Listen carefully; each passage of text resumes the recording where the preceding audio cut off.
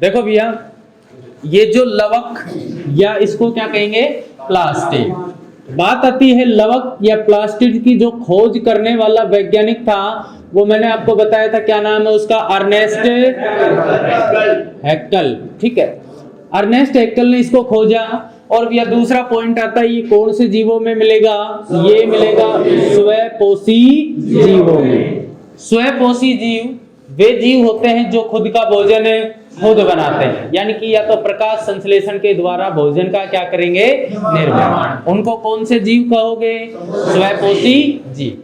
Next मैंने आपको बताया था कि लवक जो होता है कार्य के आधार पर कितने प्रकार का, 3 प्रकार का, जिसमें से सबसे पहला अपन ने बात किया था जिसका नाम क्या है, अवर्णी लवक। अरे क्या नाम है, अवर्णी लवक जो होता है इसको इंग्लिश में कहा जाता है भैया ल्यूकोप्लास्ट। क्या कहेंगे, ल्यूकोप्लास्ट या अवर्णी जो शब्द है ये कितने शब्दों से मिलकर बना है, 2 से।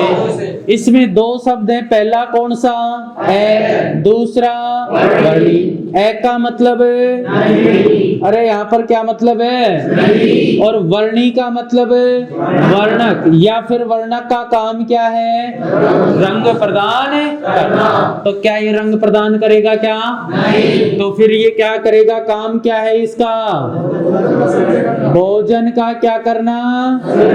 तो भोजन का संग्रहण कितने रूपों में होगा, तो भोजन का संग्रहण 3 रूपों में होता है। इस आधार पर अवर्णी लवक के कितने प्रकार हो गए, 3 प्रकार। यानी कि अवर्णी लवक अपने आप में कितने प्रकार का, 3 प्रकार का। सबसे पहला जो है उसका नाम क्या है, एमाइलोप्लास्ट। ठीक है भैया, एमाइलो जो प्लास्ट है इसका काम क्या होता है, किस रूप में भोजन का संग्रहण करता है, ये स्टार्च के रूप में। तो भैया ये स्टार्च के रूप में भोजन का संग्रहण करेगा। दूसरा होता है जिसका नाम क्या है, इलियोप्लास्ट। इलियो जो प्लास्ट है वो किसके रूप में भोजन का संग्रहण करेगा, वसा या लिपिड के रूप में। ठीक है भैया, नेक्स्ट कौन सा होता है, एल्यूरोप्लास्ट। तो एल्यूरो जो प्लास्ट है भैया इसका काम क्या है, किस रूप में भोजन का संग्रहण करना, प्रोटीन के रूप में। एक बार फिर से देखो भैया, लवक था खोज करने वाला हैकल। अच्छा, कौन से जीवों में, स्वपोषी जीवों में। काम के आधार पर लवक का कितना प्रकार, 3। पहला अवर्णी, ए का मतलब वर्णी का मतलब क्या ये रंग प्रदान करेगा, क्या नहीं करेगा। तो भैया इसका काम क्या है, भोजन का संग्रहण करना। और भैया ये अवर्णी लवक जो होता है ना कितने रूपों में भोजन संग्रहित करता है, 3 रूपों में। पहला किसके रूप में, तो स्टार्च के रूप में भोजन का संग्रहण करेगा, तो वो कहाँ होगा, एमाइलोप्लास्ट में। दूसरा किसके रूप में, वसा या लिपिड के रूप में, ये कहाँ होगा, इलियोप्लास्ट में। और तीसरा किसके रूप में, तो प्रोटीन के रूप में भोजन का संग्रहण कहाँ होगा, अरे कहाँ होगा। तो भैया पहला तो हो गया अपना ल्यूकोप्लास्ट जिसके कितने प्रकार, 3 प्रकार। अब इसके बाद अपन जो दूसरा देखते हैं उसका नाम क्या दिया था अपन ने, वर्णी लवक। क्या नाम दिया था भैया, इसको इंग्लिश में कहते हैं भैया क्रोमोप्लास्ट। क्या कहेंगे, और क्रोमोप्लास्ट में देखो शब्द कौन सा है, वर्णी। और वर्णी का मतलब क्या है, रंग। इसका मतलब इसका जो मुख्य काम है वो क्या है भैया, क्या प्रदान करना, रंग प्रदान। अब सवाल आता है कि ये रंग किनको प्रदान करता है। तो भैया ये रंग प्रदान करता है एक तो पादप के विभिन्न भागों को। जो पादप के विभिन्न भाग हैं जिसमें से जैसे देखिए, एक तो क्या है, फल है, दूसरा फूल है। फल और फूल को रंग कौन देगा, वर्णी लवक। अरे कौन देगा, जैसे मैंने एग्जांपल बताया भैया कि गाजर का लाल रंग, किसका लाल रंग भैया, गाजर का लाल रंग जो होता है वो किसके कारण है, बीटा कैरोटीन। अरे किसके कारण है, अच्छा ये बताओ टमाटर का लाल रंग किसके कारण है, टमाटर का लाल रंग होता है किसके कारण भैया? लाइकोपीन के कारण। तो देखो भैया ये अपने दो हो गए, जिसमें से पहला था अवर्णी लवक और दूसरा वर्णी लवक। वर्णी लवक का मुख्य काम होता है पादप के विभिन्न भागों को रंग प्रदान करना, और विभिन्न भागों में जैसे एक तो क्या है और दूसरा फूल। तो भैया गाजर का लाल रंग किसके कारण हुआ? Beta carotene. और टमाटर का लाल रंग। इसके बाद जो अपना तीसरा आता है, तीसरा जो लवक है वो देखते हैं। देखो भैया जो तीसरा लवक है ना उसका नाम होता है हरित लवक। क्या होता है? बात करते हैं भैया हरित लवक की, और हरित लवक को इंग्लिश में कहा जाता है क्लोरोप्लास्ट। क्या कहते हैं? क्लोरोप्लास्ट। और भैया इसके लिए कुछ पॉइंट काम में लिए जाते हैं कि देखो पादपों में भोजन का निर्माण कहाँ होता है? हरित लवक या क्लोरोप्लास्ट में। इसीलिए इसको पादपों का कहा जाता है रसोई घर। अरे क्या कहेंगे? रसोई घर। नेक्स्ट पॉइंट आता है कि हरित लवक कितनी झिल्लियों से घिरा होता है? तो ये 2 झिल्लियों से घिरा होता है। ठीक है भैया। नेक्स्ट पॉइंट आता है कि हरित लवक जो होता है इसकी उत्पत्ति किससे मानी जाती है? तो हरित लवक की उत्पत्ति मानते हैं जीवाणु के प्रवेश से। वो कैसे? देखो भैया ये हरित लवक की अपन संरचना बना रहे हैं। जैसे मान लो इसमें ये 2 झिल्लियां हो गई, और इन झिल्लियों के अंदर एक तो पाई जाती है सिक्के नुमा संरचना। अरे क्या मिलेगी? एक तो सिक्के नुमा संरचना। इस सिक्के नुमा संरचना को अपन कहते हैं ग्रेना। अरे क्या कहेंगे? ग्रेना भैया वो संरचना है जहां पर जब अपन प्रकाश संश्लेषण के बारे में जानकारी लेंगे तो प्रकाश संश्लेषण की जो प्रकाशिक क्रिया होती है, कौन सी क्रिया? तो आपसे पूछा जाए कि प्रकाश संश्लेषण की प्रकाशिक क्रिया कहां संपन्न होती है? ग्रेना में। और ग्रेना क्या है? सिक्के की ढेरी नुमा संरचना। अगर इसमें अपन अकेले सिक्के की बात करें तो इसको क्या कहा जाता है? थाइलेकोइड। क्या कहते हैं भैया? और थाइलेकोइड के अंदर पाए क्या जाते हैं भैया? इनके अंदर पाए जाते हैं क्वांटासोम। क्या पाए जाते हैं? और भैया क्वांटासोम प्रकाश संश्लेषण की संरचनात्मक और क्या होती है? क्रियात्मक इकाई। इसके अलावा भैया इसमें भरा होता है द्रव। क्या भरा होता है भैया? एक द्रव पदार्थ भरा होता है, और इस द्रव पदार्थ का नाम होता है स्ट्रोमा। क्या होता है? और भैया स्ट्रोमा जो होता है ना इसमें प्रकाश संश्लेषण की कौन सी क्रिया होगी? अप्रकाशिक क्रिया। अरे कौन सी क्रिया? अप्रकाशिक क्रिया को अपन डार्क रिएक्शन भी कहते हैं। तो भैया देखो अप्रकाशिक क्रिया तो कहां हुई? स्ट्रोमा में। और प्रकाशिक क्रिया कहां हुई? ग्रेना में। ठीक है। नेक्स्ट पॉइंट आता है भैया कि इसमें पाया जाता है डीएनए। क्या मिलता है? नेक्स्ट भैया इसमें पाया जाता है राइबोसोम। क्या मिलेगा? और इसमें जो राइबोसोम होता है ना वो कौन सी प्रकृति का होता है? 70S। कौन सा होता है? इसी 70S राइबोसोम की उपस्थिति के आधार पर यह बात मानी जाती है कि जिस प्रकार से जंतुओं में माइटोकॉन्ड्रिया जीवाणु के प्रवेश से उत्पन्न हुआ, उसी प्रकार से पादपों में कौन आया? हरित लवक या क्लोरोप्लास्ट। यहां तक कोई समस्या? तो भैया नेक्स्ट बात आती है, देखो थाइलेकोइड, और थाइलेकोइड में क्या होता है? क्वांटासोम। क्या होता है भैया? अब देखो इसके पास खुद का राइबोसोम है, तो ये खुद की क्या बना सकता है? प्रोटीन। अरे क्या बना सकता है? तो क्या प्रोटीन के लिए ये पादप कोशिका पे निर्भर होगा? क्या नहीं होगा। इसीलिए भैया इसको कहा जाता है कौन सा? अर्ध, अरे क्या बताया था माइटोकॉन्ड्रिया में? अर्ध स्वायत्त। अरे क्या बताया था? तो भैया देखो मैंने बताया था कि अर्ध स्वायत्त अपन 2 ही कोशिकांग पढ़ेंगे, एक तो माइटोकॉन्ड्रिया और दूसरा हरित लवक। हरित लवक भी अर्ध स्वायत्त क्यों है? क्योंकि इसमें खुद का क्या है? राइबोसोम। तो खुद की क्या बनाएगा? प्रोटीन। यानी कि कुछ पदार्थ ऐसे होते हैं जिनकी यानी कि उपस्थिति के लिए ये पादप कोशिकाओं पर निर्भर नहीं करता। तो इसमें सिक्के की डेरी को क्या कहोगे? अरे क्या कहोगे? और ग्रेना में कौन सी क्रिया होगी? प्रकाशीय क्रिया। अच्छा भैया अकेले सिक्के को क्या कहोगे? थाइलेकोइड। और थाइलेकोइड में क्या मिलेंगे? क्वांटासोम। तो प्रकाश संश्लेषण की संरचनात्मक और क्रियात्मक इकाई कौन है? क्वांटासोम। इसमें क्या मिलेगा? डीएनए। इसमें क्या मिलेगा? राइबोसोम। कौन सा? 70S है तो खुद की क्या बनाएगा? अच्छा भैया इसी 70S की उपस्थिति के आधार पर ये कौन सी कोशिका है? प्रोकैरियोटिक कोशिका। और इसीलिए इसकी उत्पत्ति किससे मानते हैं अपन? जीवाणु के प्रवेश से। ठीक है भाई। नेक्स्ट देखो, यहां पर प्रकाश संश्लेषण की घटना संपन्न होगी तो प्रकाश संश्लेषण की जो क्रिया होती है ना वो टोटल 2 स्टेप में होती है। कितने स्टेप में? लेकिन उससे पहले अपने को ये पढ़ना है कि प्रकाश संश्लेषण की क्रिया के लिए कौन कौन से कारकों की आवश्यकता होती है। एक भी छोटा सा डायग्राम, जैसे मान लो ये पादप है और पादप है तो पादप की क्या होंगी भैया? जड़ें। अरे क्या होंगी? और इन जड़ों के द्वारा ये किसको संग्रहण करेगा? जल का क्या करता है? अवशोषण। दूसरा भैया इसमें क्या होंगी? पत्तियां। अरे क्या होंगी? इन पत्तियों में क्या मिलेगा भैया? क्लोरोफिल। अरे क्या मिलेगा?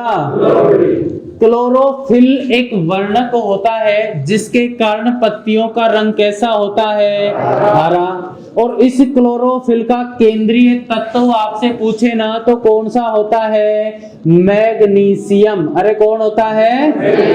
मैग्नीशियम को किससे लिखेंगे? Mg से। और आयन पूछे ना तो मैग्नीशियम आयन और उस पर कितना आवेश मिलेगा? +2। कोई दिक्कत? यहां पर सूर्य होगा तो सूर्य से क्या गिरेगा? सूर्य का प्रकाश। तो भैया एक किसकी आवश्यकता हो गई? सूर्य के प्रकाश की। और दूसरा वातावरण से किसका अवशोषण होगा? CO2 का। इसका मतलब ये हुआ कि इन 4 में से कोई एक भी कारक यदि हटा दिया जाए तो क्या पादप में प्रकाश संश्लेषण की क्रिया होगी? क्या नहीं। और जब तक पादप में प्रकाश संश्लेषण नहीं होगा तो क्या पादप में भोजन बनेगा? क्या नहीं बनेगा। ठीक है भैया। तो देखो भैया एक तो क्या चाहिए अपने को? पहला कारक तो कौन सा चाहिए? जल। अरे कौन सा? दूसरा कारक क्या चाहिए अपने को? क्लोरोफिल। अरे क्या क्लोरोफिल के बिना प्रकाश संश्लेषण होगा? क्या नहीं। तीसरा अपने को क्या चाहिए भैया? CO2। और चौथा अपने को क्या चाहिए? सूर्य का प्रकाश। तो इन 4 के बिना क्या प्रकाश संश्लेषण हो सकता है? नहीं हो सकता। यहां तक कोई समस्या? अब देखो भाई पादप के ऊपर जैसे ही सूर्य का प्रकाश गिरता है तो सबसे पहले होता है यानी कि जल का। किसका? जल का होता है प्रकाशिक अपघटन। क्या होगा भैया? जल का प्रकाशिक अपघटन। यानी कि भैया भोजन बनाना है तो भोजन बनाने के लिए ऊर्जा की क्या होती है? आवश्यकता। और वो ऊर्जा पादप को कहां से मिलती है? जल के प्रकाशिक अपघटन से। कैसे? देखो भैया जैसे ही सूर्य का प्रकाश पादप पे गिरता है तो पादप की जड़ों द्वारा किसका अवशोषण किया गया था? जल का। और जल के कितने अणु लेते हैं यहाँ पर? 2 अणु। 2 अणु लेते हैं भैया। और पादप के अंदर ऑलरेडी एलिमेंट या तत्व पाए जाते हैं। कुछ आयन्स होते हैं जिसमें से पहला है क्लोराइड आयन और दूसरा क्या है भैया? Manganese ion. मैग्नीज Mn है। ठीक है। मैग्नीशियम Mg होता है और ये क्या है? Mn का मतलब है मैग्नीज। ठीक है। मैग्नीज आयन हो गया और क्लोराइड आयन हो गया और दूसरा क्या है भैया? H2O। अरे क्या है? H2O। जैसे ही भैया सूर्य का प्रकाश, तीसरा क्या चाहिए अपने को? सूर्य का प्रकाश इस पे गिरेगा तो ये जल जो है ना ये किस में टूट जाएगा? ये टूटेगा 4H+ में। प्लस में यहां से भैया इलेक्ट्रॉन मुक्त होंगे कितने? 4। और भैया यहां से एक अणु किसका मुक्त होगा? ऑक्सीजन गैस का। अरे किसका? ऑक्सीजन गैस का। और यही ऑक्सीजन गैस कहां चली जाती है? वातावरण में या वायुमंडल में। आपसे पूछा जाए कि वायुमंडल में या वातावरण में उपस्थित ऑक्सीजन गैस कहां से आती है? अरे कहां से आती है? जल से। अरे कहां से? जल से। ठीक है भैया। तो जल से आ रही है H2O, जैसे ही टूटा 4H प्लस में प्लस 4 इलेक्ट्रॉन में, और किसमें O2 में, ये ऑक्सीजन गैस वातावरण में मुक्त कर दी जाती है और ये इलेक्ट्रॉन काइनेटिक ऊर्जा के रूप में पादप को काम में लिए जाते हैं। सवाल भी यहां से बनता है, अगर मान लो कभी आपके सामने ऐसे ऑप्शन आ जाए कि जल के प्रकाशिक अपघटन के लिए कौन से आयन की आवश्यकता है, और ऑप्शन पहला मिले आपको Mn+2 मैग्नीज आयन, दूसरा मिले Cl- क्लोराइड आयन, तीसरा ऑप्शन मिल जाए भैया कोई भी दे दे जैसे Mg+2, और चौथा ऑप्शन मिल जाए इनमें से कोई नहीं, तो इस कंडीशन में कौन सा जवाब दोगे आप?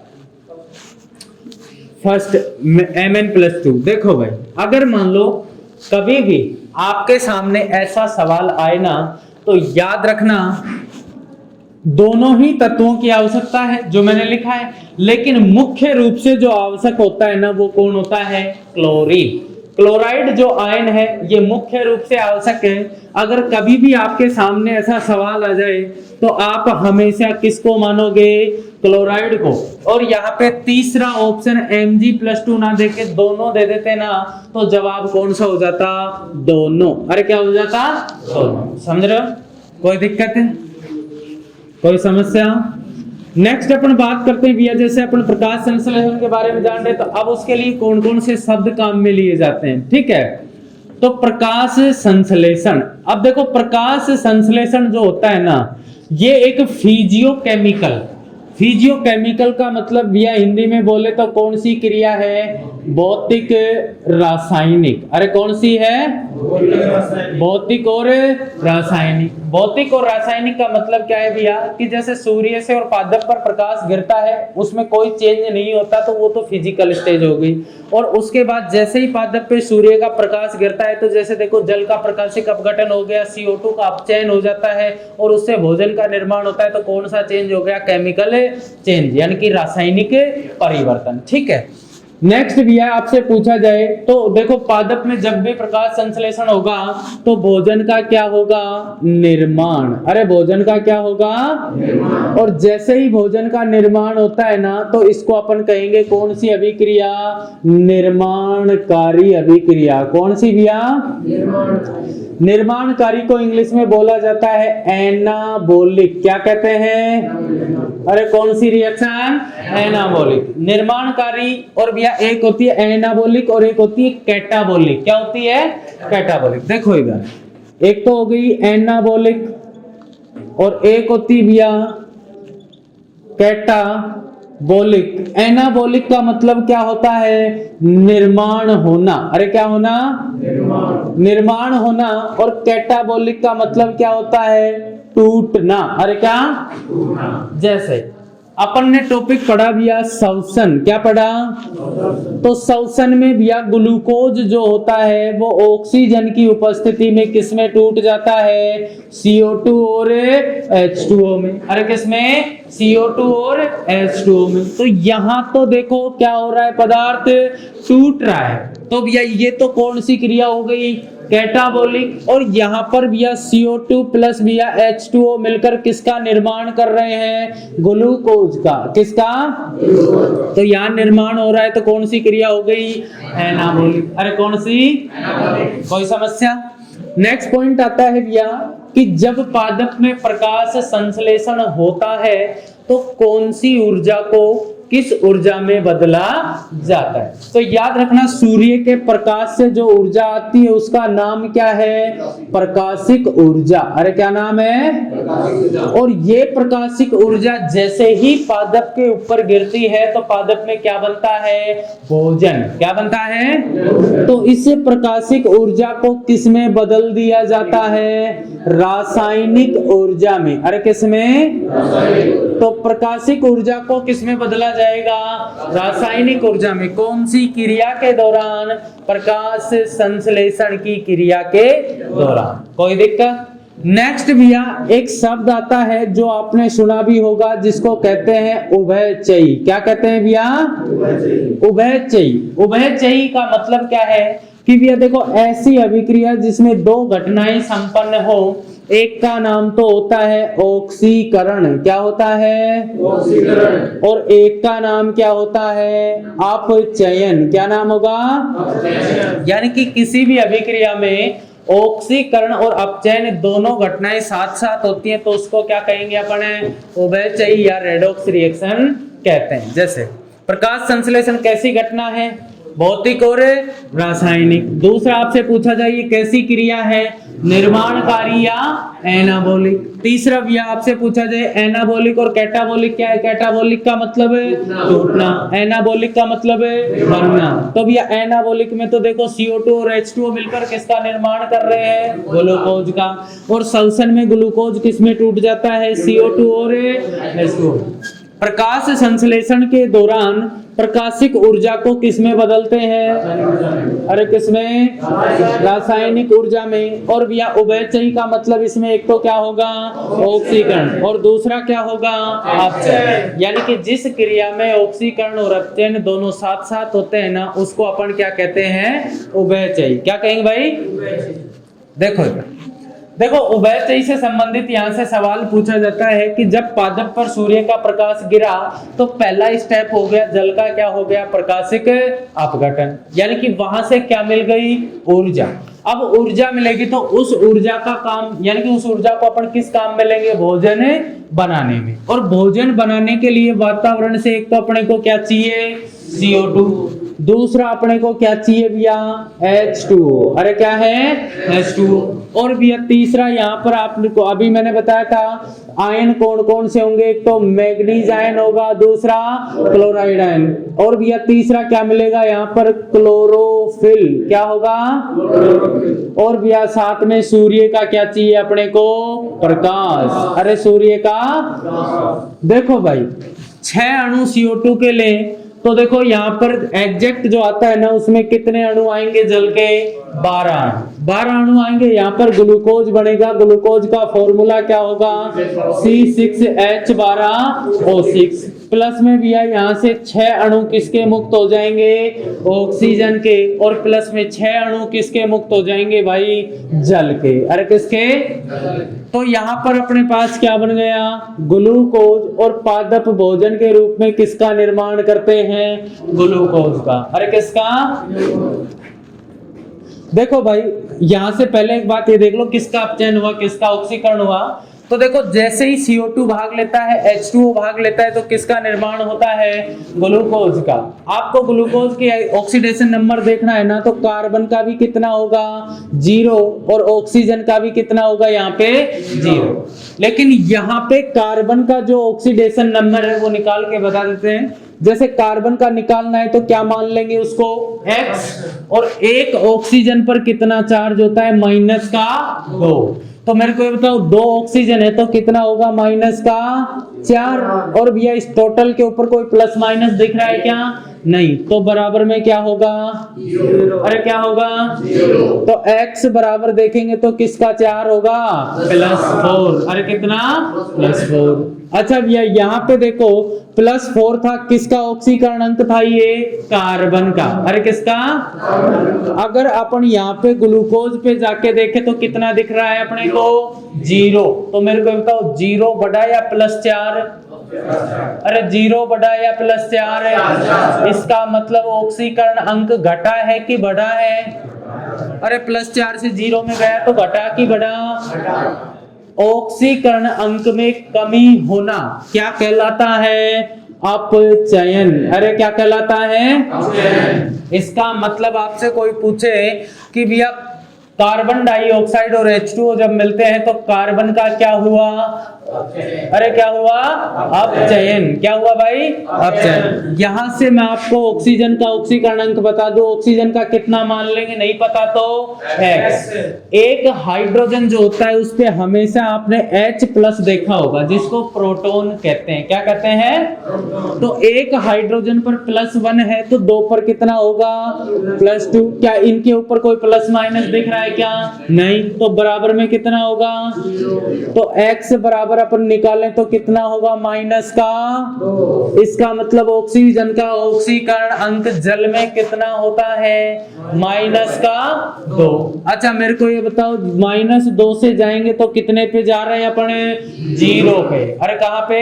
0 पे। मेरे को ये बताओ, -2 बढ़ा या 0? इसका मतलब ऑक्सीकरण अंक बढ़ा या घटा? तो ऑक्सीकरण अंक में वृद्धि होना क्या कहलाएगा? ऑक्सीकरण। अरे क्या कहलाएगा? सवाल पूछा जाए कि प्रकाश संश्लेषण की क्रिया के दौरान किसका ऑक्सीकरण होता है और किसका अपचयन होता है? तो मेरे को ये बताओ, CO2 का ऑक्सीकरण होगा कि अपचयन? अरे क्या होगा? अपचयन। और भैया H2O का क्या होगा? ऑक्सीकरण। अरे क्या होगा भाई? तो यहाँ तक कोई समस्या, कोई दिक्कत? तो देखो दो सवाल होते हैं कि CO2 का तो क्या होता है प्रकाश संश्लेषण के दौरान? अपचयन। और H2O का क्या होता है? ऑक्सीकरण। ठीक है। नेक्स्ट भैया यहाँ से 2-3 सवाल और आते हैं कि जैसे पादप में प्रकाश संश्लेषण हुआ तो निर्माण किसका हुआ? ग्लूकोज का। अरे किसका? अब अपन देखते हैं भैया, जैसे मान लो ये पादप है तो पादप में भैया शाखाएं भी होंगी। क्या होंगी? और शाखाओं पर क्या लगी होती है? पत्तियां। अरे क्या लगी होंगी? ये जो पत्ती है ना भैया, ये क्या करती है? प्रकाश का संश्लेषण। अरे क्या करेगी? प्रकाश का संश्लेषण करेगी तो किसका निर्माण होगा इसमें? भोजन का। अरे किसका? भोजन का। और भोजन के रूप में क्या बनेगी? ग्लूकोज। क्या बनेगा? ग्लूकोज। अब भाई देखो, पादप जो होता है ना, वो जितना भोजन बनाता है टोटल भोजन को क्या नहीं करता? उपयोग। उसका क्या करता है? संग्रहण। अरे क्या करता है? संग्रहण। जितना चाहिए उतना काम में ले लेता है और जो बाकी बच जाता है उसका क्या कर लिया जाता है? स्टोर कर लिया जाता है। तो देखो पादप में बना तो क्या? अरे क्या बना? ग्लूकोज। और ये ग्लूकोज भैया पत्ती से चलकर कहां तक आएगा? टहनी तक। कहां तक? टहनी से चलकर भैया शाखाओं में आएगा और कहां तक पहुंच जाएगा? तने तक। तो सवाल पहला आपसे पूछा जाए कि पादप में भोजन का निर्माण किस रूप में होता है? और भैया यहाँ से भोजन का चलना क्या कहलाएगा? संचरण। अरे क्या कहलाएगा? तो आपसे पूछा जाए कि पादपों में भोजन का संचरण किस रूप में होगा? तो जवाब आएगा सुक्रोज। क्या आएगा भाई? और भाई जितना भोजन काम में आना था वो आ गया, बाकी का क्या कर लिया जाएगा? संग्रहण। अरे क्या होगा? और संग्रहण किस रूप में होता है? स्टार्च के रूप में। किस रूप में? देखो भाई, पादप में भोजन बना था किस रूप में? अच्छा भाई ये बताओ, चला किस रूप में? अरे किस रूप में? सुक्रोज के रूप में। और जो बच गया उसका क्या हो गया? संग्रहण। और संग्रहण किस रूप में हुआ? स्टार्च के रूप में। तो भैया यहाँ तक देखो कोई समस्या, कोई दिक्कत? अब यह बात आती है आगे कि जब देखो भोजन बन गया, सारी चीजें हो गई, तो ये भोजन बनने की जो क्रिया है ना, ये कितने पदों में पूरी होती है? तो मैंने आपको फर्स्ट में बताया था कितने स्टेप में होगी? 2 स्टेप में। अरे कितने स्टेप में? 2। तो भैया देखो प्रकाश संश्लेषण की जो टोटल अभिक्रिया है वो 2 स्टेप में कंप्लीट होती है। फर्स्ट स्टेप जो होता है उसमें, उसको कहा जाता है प्रकाशिक अभिक्रिया। क्या कहते हैं भाई? देखो प्रकाशिक जो अभिक्रिया है ये भैया सूर्य के प्रकाश की उपस्थिति में संपन्न होती है। अरे कब होती है? सूर्य के प्रकाश की उपस्थिति में। यानी कि जैसे ही पादप पर सूर्य का प्रकाश गिरेगा तो प्रकाशिक अभिक्रिया संपन्न होगी। इसका जो दूसरा नाम होता है भैया, इसी को अपन कहते हैं हिल अभिक्रिया। क्या कहते हैं? हिल अभिक्रिया। अरे क्या कहेंगे? हिल अभिक्रिया। अब देखो ये जो हिल अभिक्रिया है, इसमें पहला पॉइंट आता है कि ये संपन्न कहाँ होती है? तो इसके लिए शब्द आता है स्थान। कहाँ संपन्न होती है? क्लोरोप्लास्ट के कौन सी जगह पर हिल अभिक्रिया या प्रकाशिक अभिक्रिया संपन्न होती है? तो भैया ये संपन्न होती है क्लोरोप्लास्ट के कहां पर? ग्रेना में। और ग्रेना किसको कहते हैं अपन? सिक्के की डेरी नुमा संरचना। वहां पर कौन सी क्रिया होगी? प्रकाशिक क्रिया। और जैसे ही प्रकाशिक क्रिया होती है तो उसमें जल का कौन सा अपघटन होता है? प्रकाशिक अपघटन। अरे जल का कैसा अपघटन है? अरे कौन सा? प्रकाशिक अपघटन। और जल का प्रकाशिक अपघटन होता है तो कौन सी गैस मुक्त होती है? O2 गैस, जो कहां मुक्त कर दी जाती है? वायुमंडल में। ठीक है जाए कि वातावरण में मुक्त ऑक्सीजन गैस कहां से आती है? जल से। अरे कहां से? याद रखना, O2 गैस मुक्त हो गई कि नहीं हुई? अब यहां से भैया देखो, मैंने अभी जस्ट बताया था 4 इलेक्ट्रॉन मुक्त होते हैं, यानी कि एक जल के अणु से 2 इलेक्ट्रॉन मुक्त होते हैं। तो भैया वो इलेक्ट्रॉन किसके रूप में मुक्त होते हैं? ऊर्जा के रूप में। यानी कि इस अभिक्रिया का मुख्य काम क्या है? ऊर्जा का क्या करना? निर्माण करना। अरे ऊर्जा का क्या करना? निर्माण। तो पहले स्टेप कौन सी है? प्रकाशिक अभिक्रिया। प्रकाशिक अभिक्रिया को क्या कहोगे? हेल अभिक्रिया। स्थान कहां संपन्न होगी? ग्रेना में। अच्छा, जल का क्या होगा? प्रकाशिक अपघटन। और वातावरण में कौन सी गैस मुक्त होगी? O2 gas. और भैया ऊर्जा का क्या होगा? दूसरा जो स्टेप चलता है भैया वो प्रकाश की अनुपस्थिति में होता है, इसलिए उसको कहा जाता है अप्रकाशिक अभिक्रिया। क्या कहेंगे? अप्रकाशिक अभिक्रिया। और भैया इसका सेकंड नेम होता है, इसको कहते हैं केल्विन चक्र। क्या कहते हैं? आपसे पूछा जाए कि केल्विन चक्र कहां संपन्न होता है तो किसकी बात करेंगे अपन? स्थान की। और ये भैया होता है कहां संपन्न होगा? स्ट्रोमा में। अरे कहां होगा? देखो भैया, केल्विन चक्र को पूरा करने के लिए जिन एंजाइम्स की आवश्यकता होती है ना, वो एंजाइम कहां पाए जाते हैं?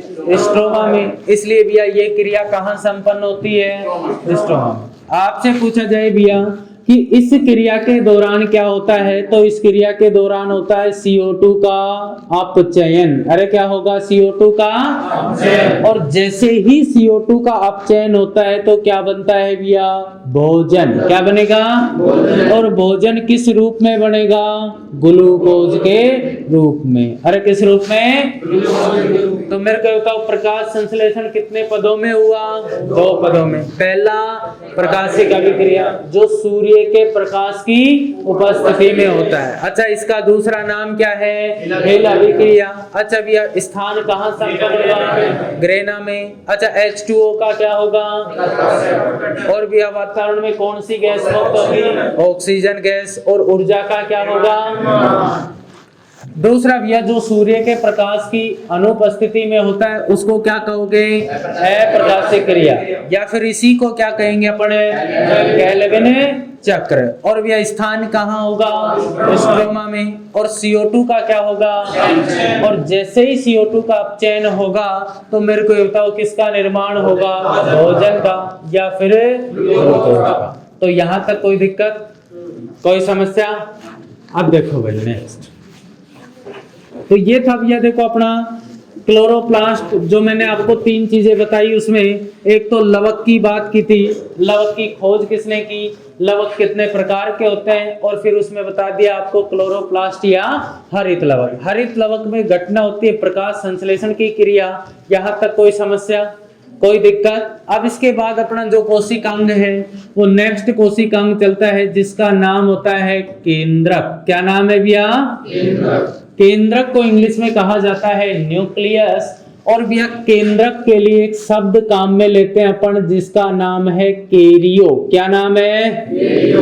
केरियो शब्द का मतलब किससे लिया गया? केंद्रक से। और यदि अपने को केंद्रक के बारे में अध्ययन करना है या जानना है तो शब्द कौन सा लगाएंगे? लोजी। इन दोनों को मिला दिया जाए तो शब्द क्या बनता है भाई? केरियोलॉजी। और केरियोलॉजी किसका अध्ययन है? न्यूक्लियस या केंद्रक का। तो केंद्रक का अध्ययन क्या कहलाएगा? केरियोलॉजी। सवाल आता है केंद्रक की खोज किसने की, तो खोज करता भैया जो वैज्ञानिक है उसका नाम है रॉबर्ट ब्राउन। अरे क्या नाम है? रॉबर्ट ब्राउन ने 1831 में, कब भाई? 1831 में किसको खोजा था? केंद्रक को। अरे किसको? केंद्रक को। सवाल आता है भैया कि केंद्रक का काम क्या होता है, तो याद रखना इसका मुख्य काम होता है कोशिका का नियंत्रण करना। किसका नियंत्रण? कोशिका का नियंत्रण करना। नियंत्रण बोल दे या फिर क्या बोले? नियमन। तो नियंत्रण और नियमन कोशिका का कौन करता है? केंद्रक करेगा। ठीक है। दूसरा भैया अपनी आनुवंशिक जितनी भी सूचनाएं हैं उनका संग्रहण और एक पीढ़ी से दूसरी पीढ़ी में ले जाने का काम भी कौन कर रहा है? केंद्रक। अब इधर देखो, केंद्रक जो होता है ना भैया, ये भी 2 झिल्लियों से घिरा होता है। कितनी झिल्लियों से? 2 झिल्लियों से। और इन झिल्लियों के बीच में क्या पाए जाते हैं भैया? छिद्र पाए जाते हैं। यहाँ जगह पाई जाती है भाई। ठीक है, छिद्र पाए जाते हैं। यहाँ पर एक संरचना मिलती है, इस संरचना को कहते हैं भैया केंद्रिका। क्या कहेंगे? केंद्रिका। और केंद्रिका के बारे में पूछा जाए तो केंद्रिका भी ऐसा कोशिकांग है जिस पर कोशिका झिल्ली नहीं पाई जाती। इसका मतलब ये कैसा कोशिकांग हुआ? झिल्ली रहित। कैसा हुआ भाई? झिल्ली रहित है। आपसे पूछा जाए केंद्रिका की खोज किसने की, तो वैज्ञानिक का नाम है भैया फोंटेन। क्या नाम है? आपसे पूछा जाए केंद्रिका का काम क्या होता है, तो इसका काम है भैया राइबोसोम का निर्माण करना। किसका निर्माण? राइबोसोम का क्या करना? निर्माण करना। इसलिए इसको राइबोसोम की क्या कहते हैं? फैक्ट्री। अरे क्या कहेंगे? किसको कहेंगे? केंद्रिका को। देखो भाई, केंद्रक की खोज यानी कि खोज किसने की? रॉबर्ट ब्राउन ने। केंद्रक का अध्ययन क्या कहलाएगा? केंद्रक का काम क्या है? कोशिका का नियंत्रण व नियमन करना। दूसरा, आनुवंशिक सूचनाओं का एक पीढ़ी से दूसरी पीढ़ी में संचरण करना। अच्छा, केंद्रक की संरचना देख के तो इसमें क्या मिलता है? केंद्रिका। केंद्रिका कैसी यानी कि कोशिकांग है? झिल्ली रहित कोशिकांग। खोज किसने की? और भैया काम क्या है? राइबोसोम का निर्माण करना। इसलिए इसको राइबोसोम की क्या कहोगे? और भैया दूसरा इसमें मिलते हैं तंतु। क्या मिलते हैं भैया? एक जाल नुमा संरचना पाई जाती है जिसको कहा जाता है क्रोमेटिन तंतु। क्या कहते हैं? क्रोमेटिन जो तंतु होता है ना भैया, जब हमारी कोशिका विभाजन करती है, क्या करती है? कोशिका विभाजन। देखो भैया, जब हमारी कोशिका विभाजन करती है तो ये क्रोमेटिन तंतु हो जाते हैं संघनित। क्या हो जाते हैं? और जैसे ही क्रोमेटिन तंतु संघनित होते हैं तो हमें एक स्पष्ट संरचना दिखाई देती है। क्या दिखाई देती है भाई? स्पष्ट संरचना। और उस संरचना को अपन क्या कहते हैं भाई? गुणसूत्र। क्या कहेंगे? तो आपसे पूछा जाए कि हमारे शरीर में गुणसूत्रों का निर्माण किससे होता है? क्रोमेटिन तंतु से। देखो भैया, अगर सामान्य कंडीशन पर आप देखोगे तो आपको एक क्रोमेटिन तंतु जाल नुमा संरचना में दिखाई देते हैं। लेकिन जब हमारी कोशिका क्या करती है? विभाजन। तो विभाजन करेगी तो इसमें क्या होगा? संघनन। और संघनन होगा तो ये कैसे दिखाई देंगे? स्पष्ट। और स्पष्ट दिखाई देंगे तो किसके रूप में दिखाई देते हैं? ये गुणसूत्रों के रूप में। अरे किसके रूप में भाई? अरे किसके रूप में? गुणसूत्रों के रूप में। भैया यहां से पॉइंट आता है कि हमारे जो गुणसूत्र हैं क्या है भैया? अरे क्या है? गुणसूत्र। तो प्रत्येक मानव कोशिका की बात करें तो कितने जोड़े गुणसूत्र पाए जाते हैं? 23 जोड़े। या संख्या में बात करें तो कितने मिलेंगे? 46। कितने मिलेंगे भाई? 46। ठीक है। बात पूछी जाए भैया गुणसूत्र की खोज किसने की थी, तो इसकी खोज करता थे स्ट्रासबर्ग। कौन था भैया? और गुणसूत्र नाम देने वाला जो वैज्ञानिक है ना, उसका नाम क्या है भैया? वाल्डेयर। क्या नाम है? वाल्डेयर। तो स्ट्रासबर्ग ने तो खोज की और भैया नाम किसने दिया? वाल्डेयर। एक तो मैं आपसे पूछ सकता हूं कि किसके संघनन से गुणसूत्रों का निर्माण हुआ? क्रोमेटिन तंतु के संघनन से। लेकिन हमारे गुणसूत्र किस किस से मिलकर बने होते हैं, यानी कि गुणसूत्रों में क्या क्या पाया जाता है? तो उसकी बात करें तो भैया हमारे गुणसूत्रों में एक तो क्या मिलता है? आरएनए। दूसरा भैया क्या मिलेगा? डीएनए। और तीसरा क्या मिलेगा? प्रोटीन। क्या मिलेगा भाई? तो भैया बात करें ना तो हमारे गुणसूत्रों में लगभग 5% तो क्या मिलता है, और लगभग 35% क्या मिलता है, और लगभग 60% क्या मिलता है? प्रोटीन। क्या मिलता है भाई? प्रोटीन।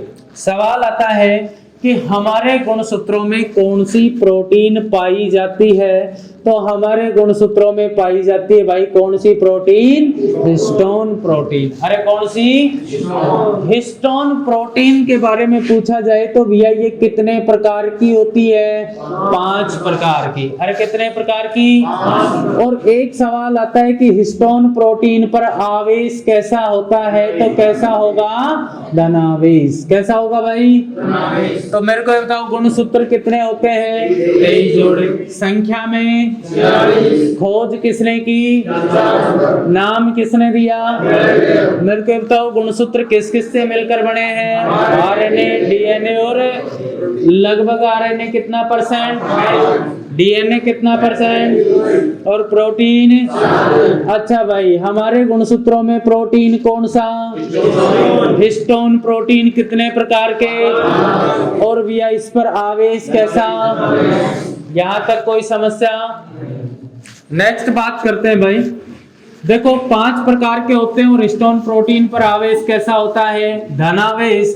तो याद रखना नेक्स्ट आगे जो पॉइंट आ रहा है भैया, जो गुणसूत्र होते हैं ना वो 46 है या फिर कितने जोड़े हैं? 23 जोड़े, जिनको 2 भागों में बांटा गया है।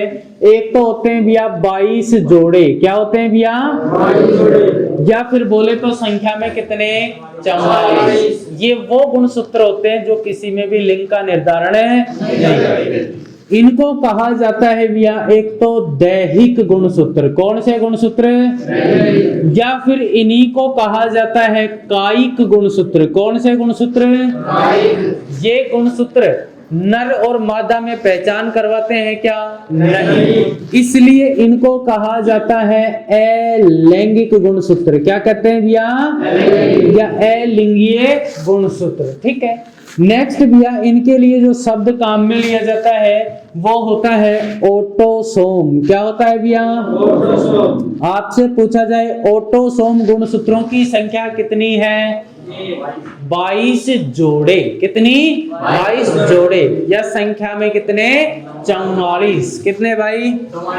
बच गया कितना जोड़ा? 1 जोड़ा। और गुणसूत्रों की संख्या पूछे तो कितना? 2, जो प्रत्येक में अलग अलग पाया जाता है। जैसे एक्स वाई की बात करें तो क्या है? नर। और एक्स एक्स की बात करें तो मादा। ठीक है भाई।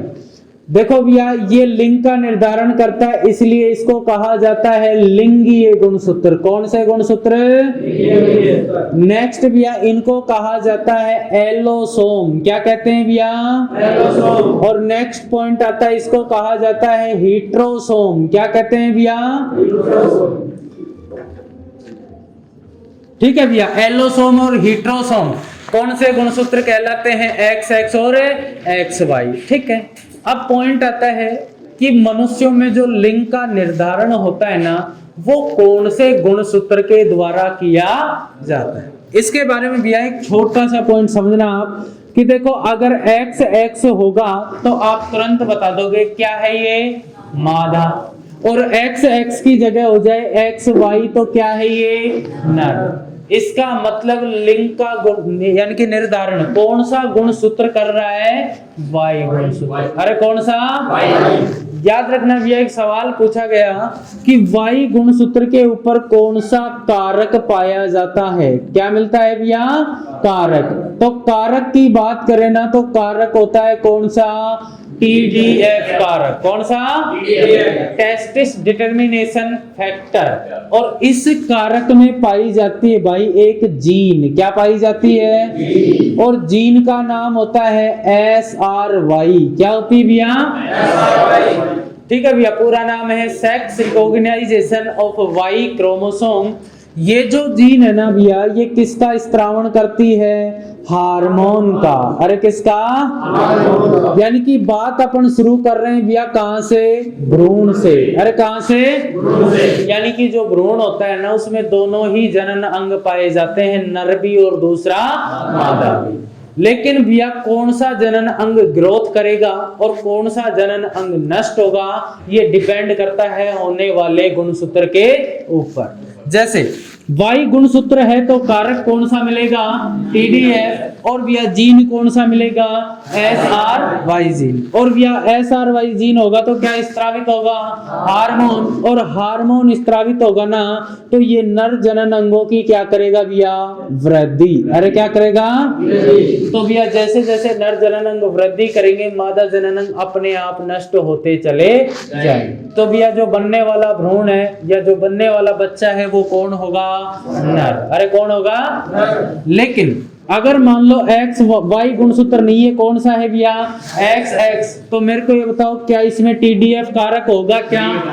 क्या इसमें भी SRY जीन होगी? क्या तो क्या हार्मोन का स्त्रावण होगा? क्या तो जब हार्मोन नहीं मिलेगा ना, तो नर जनन अंग तो क्या हो जाते हैं? नष्ट। और मादा जनन अंग क्या करते हैं? वृद्धि। तो बनने वाला भ्रूण कौन होता है? हाँ ठीक है भाई। कोई समस्या, कोई दिक्कत? बाकी बातें जितना पढ़ा है उसको लिखवाएंगे कब? कल।